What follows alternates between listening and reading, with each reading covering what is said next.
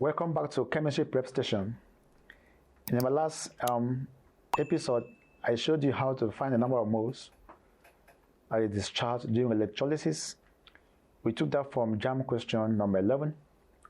So let's proceed and see how the other questions with regards to electrolysis.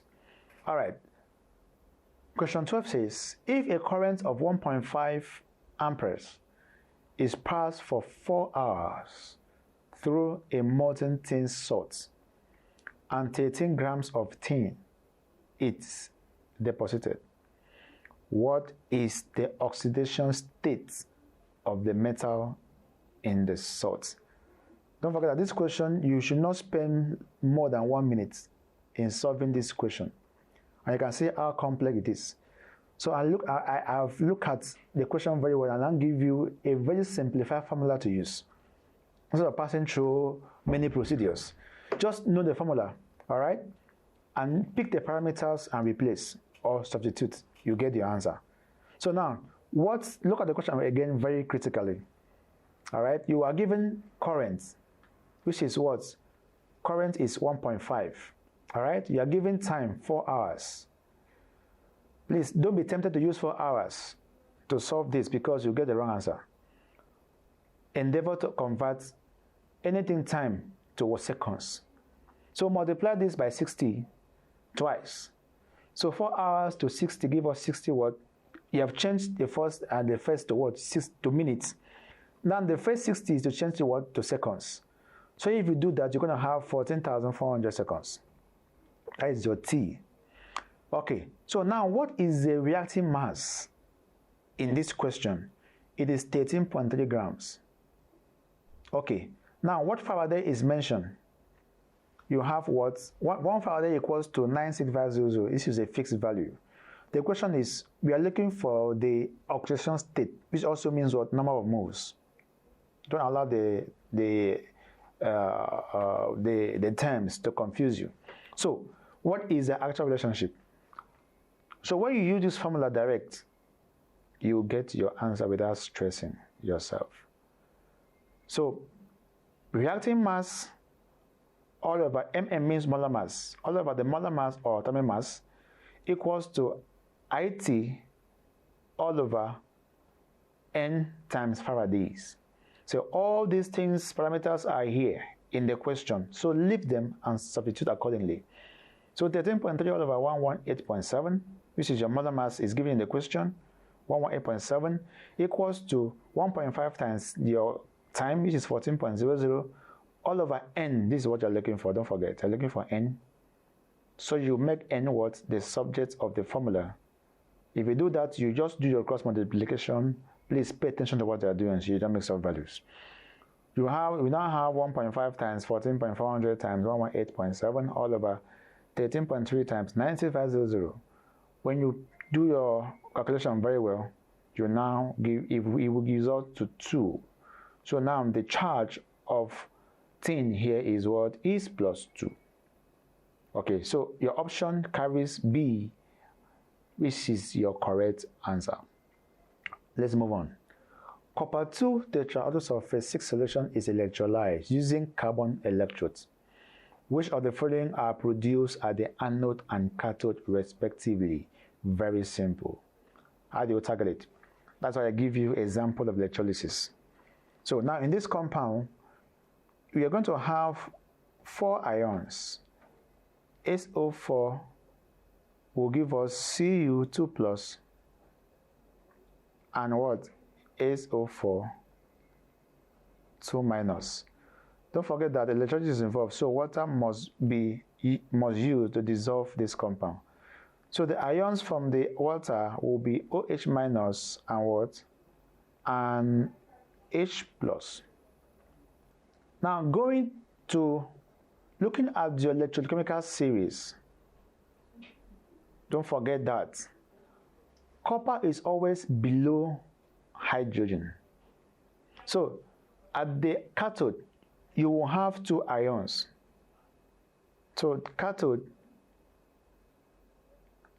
you will have Cu2 plus and H plus. because Cu2 plus is below H plus. So Cu2 plus will be what? Will be discharged at the cathode. Okay. Now, going to the anode, you will have two sets of ions, which is OH minus and SO4 2 minus.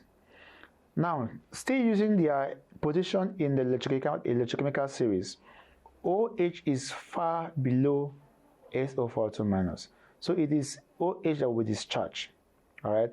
So when you now write your half equation for OH, you will notice that OH will now lose its electron, okay, and become OH, and you balance it. Now the OH here is not balanced. They will now recombine and give us what? 2H2O and O. So this is how oxygen is produced. The O here will now do what? Recombine by itself and give us what? Our what? O2. So with this, your answer is already there. So copper will be discharged at the cathode, while oxygen will be discharged at the anode. That is under the examples of electrolysis. Okay, let's move on. We're almost done with electrolysis. Another example is the mass. Calculate the mass in kilograms. They just brought kilograms to cause confusion. It's the same format. But once you're done, convert your answer to what? To grams or to kilograms. Okay? Don't allow the kilograms to be a problem.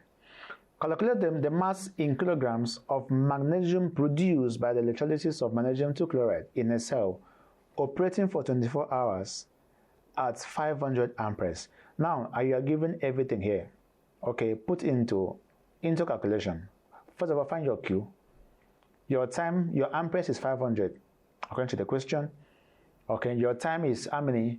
24 hours. So convert that to what? To seconds. You will have 86,400 times 500. So this is the number of coulombs you have for this. All right. Now write your half equation for magnesium. We have done this before. That will discharge 2 electrons. Or you can see. Convert this.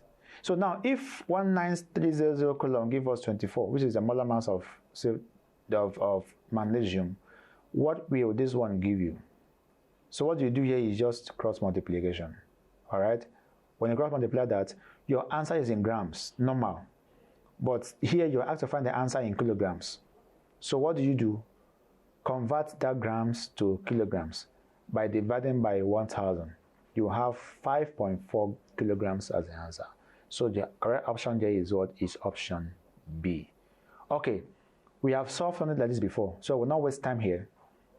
Go through the previous slide, you will see question of this nature. It's the same format. You're looking for what? You're looking for the number of moles or charge. So we have used this equation I gave you before. Just substitute the values accordingly. You'll get 2. So go through it carefully. Okay. Pick the options according to your question. Convert the time to seconds. Then do your correct substitution. You're looking for n precisely. So make n your what? Subject of equation. When you do that properly, you get that your answer here will be what? It will be 2. So go through the previous slide. You check this kind of question. You repeat yourself. All right. The last question on the electrolysis. Yes, you have done this before. So I will not spend much time to discuss this. You're asked to find the number of what? Number of moles. Okay. So how many moles of copper will be deposited by passing 3 Faraday of electricity through a solution of copper 2 tetraoctosulfate 6 solution? Simple. Just write your what? Your half cathodic equation. Okay. Balance it very well. Now this is Faraday to mole. Direct. You don't need mass. But you can still use mass format, but it's a long process. Use directly, okay, to get your answer. So use Faraday to mole. Now the mole is a number in front. Cu here, if you check, there's nothing here, but there is one invisible one here, which is the number of moles of what? Of copper. All right. So if 2 Faraday give us 1 mole of copper, what will 3 Faraday give us? Just do your cross multiplication carefully. You will have 1.5 mole. So the answer there is what? Is C, 1.5 mole. Don't forget that copper sulfate is what that is reigning in electrolysis. So you must know how to balance, have quadratic equation for copper, for aluminum, for magnesium, for silver. These 4 ions are very peculiar to electrolytic problem. Okay, let's move to the next topic that is very, very important for you to know at the course of preparation for this year's JAM examination. Then JAM also picked their question from chemical combination. Here we're going to look at types of bonds and how we can form them, okay, and their examples. It's a very simple, straightforward topic, but if it choose the question for you, if you don't know how to start, you won't know the answer. So that is why I said, let me, okay, at the course of this lesson, introduce this topic for us to learn more. So what is chemical bond? Just like having a link interaction, okay, just like a man and a woman, okay, say, okay, I want to pick my missing rib, and they cleave to each other and become one.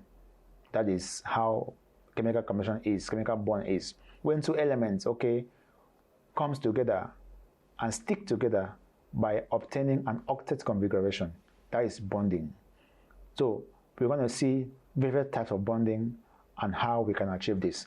Now the first type of bond here is electrovalent bond, or you call it ionic bonding. We now look at covalent, then move to coordinate or dative. After that, we now look at the metallic, and these are all strong bonds. We also have some weak bonds in the likes of hydrogen bonding, van der Waals, and dipole-dipole force attraction. Okay, let's start with ionic bonding. What is it all about? Now, this bond happens when there is a transfer of ions or electrons from the metallic atom to a non-metallic atom. Mark the word metallic atom. So it is the metal that gives out, okay, while the non-metals collect and form what? And we form an octet compound, a stable compound. Now, if you look at the diagram before you, you'll see how sodium, for example, okay, releases its outermost shell electron. Look at this now.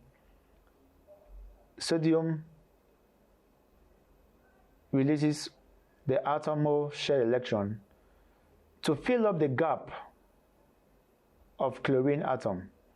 Now here's supposed to be 8 to have a complete octet, but it's not complete, all right?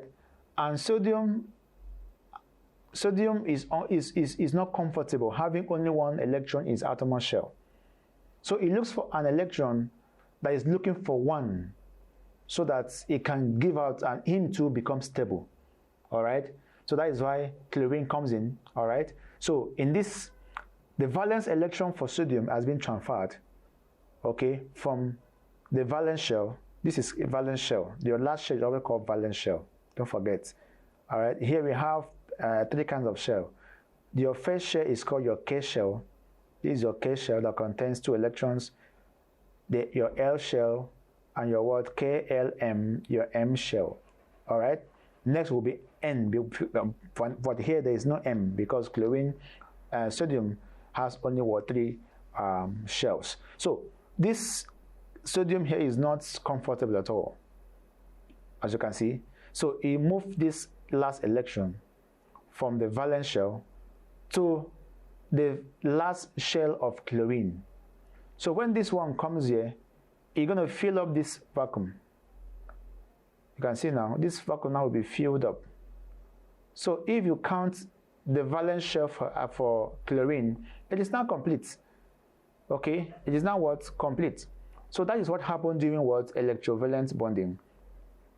There's always what? A transfer of electron from metallic atom to a non-metallic atom. All right, let's look at some few characteristics of ionic bonding. They have very high melting and boiling points. They are generally soluble in water because of what? Because of their charges. All right. They are good conductors of electricity when in molten or in solution form. The energy needed to separate them is relatively what? Relatively high. They must apply high energy. That's why you have high boiling points and high what? Melting points. Now let's look at some examples of ionic bonding. There are many, but I'll choose only a few here to discuss. Now the first one I've chosen here is formation of magnesium oxide. To start with, which group is magnesium in the periodic table? It can be found in group 2. So that means that it must give out 2 electrons to be stable. So by doing this, magnesium must also look for an element that is looking for 2 electrons to complete its octet nature to form a bond. You can see how it works. Now this is how it works. Let me give you an example. When once you see elements of group 1 and group 2, and you see elements of group 6 and group 7, most times this element forms what we call electrovalence bonding, because they always transfer their valence electron out, because elements of group 6, they are in short of 2 electrons to form octet nature. Elements of group 7, they are in need of 1 electron to form their octet nature, whereas elements of group 1 need to let go one electron so that they can form an octet nature. You can look at how it is now. So that is, don't forget that. Elements of group 1, group 2 always form a bond with elements of group 6 and group 7 to give us what? Electrovalent compound. Now going back to our slide, magnesium will now do what? It will now release 2 electrons. You can see? All right, this is magnesium that becomes Mg2 plus. So these two electrons, these 2 ions must go, okay, for magnesium to be balanced. All right, and oxygen here is looking for 2. So you can see, it must gain 2 to balance. So that is why you see these 2 electrons here from the last shell of magnesium giving up to what? To fill up the gap of oxygen atom. All right, then the second one give up to fill this, because here we need 2 electrons to do what? To have an octet configuration. All right, so if you do that, you can see the final structure now. So potassium now, magnesium now is now balanced. It's very comfortable now, okay, in its shell, in its second shell, whereas oxygen also is always very comfortable in its what? In its shell. So these 2 now form what we call the magnesium oxide, because of transferring the valence electron from the valence shell of magnesium to occupy the valence shell of the oxygen, gaining 2 electrons from where? From magnesium what? Atom. So this is an example of what? Of an ionic compound. Example 2 is formation of sodium chloride. I told us before that once you see elements of group 1 going to group 7, don't forget, it's always ionic. Mostly is ionic. So sodium is in group 1. All right, that must give out 1 electron. That's why you have Na plus. You have Na plus here, Na plus. All right, it loses 1 electron and becomes what? Na plus. Then chlorine, okay, is minus. It gains 1 electron and becomes what? Cl minus. There's minus there. Okay, so when you do that, this is now your what? Your sodium chloride. Very balanced. Now, using this structure, you can see that this is 1 electron of chlorine in the last shell, outermost shell. All right, giving out to what? To fill the gap of chlorine atom. You can see the arrow. So what is the final product? Sodium is balanced. Chlorine is also what? Balanced. So this is your what? Sodium chloride. All right, which is an example of what? Of ionic compound. This compound, they can conduct electric current. They also have high melting and boiling points, and they can also dissolve what? In water freely. Okay, having said that, let's look at another example. But before another example, let's go for a brief break. When we come back, we'll continue from there.